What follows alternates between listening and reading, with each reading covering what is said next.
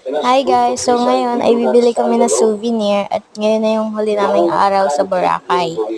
So binibidyoan ko lang si mami kasi sabi niya tapos bibili daw siya ng souvenir para sa mga kaibigan niya. So nagpa-video siya. And this is me. Kasi yung mga damit na gusto niyang biliin. Pero binili na namin isa lang kasi nga parang medyo mahal din siya dito. Pero okay lang yun.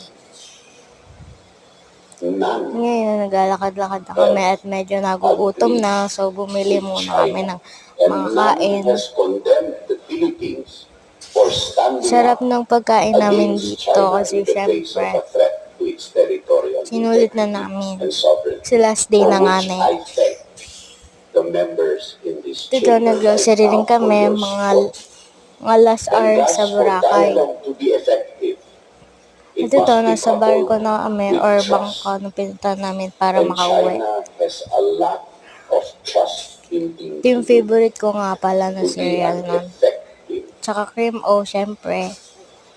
At ito na, nasa airport na kami at pauwi na. Tsaka ito na lang yung mga clips na ginawa namin sa Boracay nun. That's it. Bye-bye!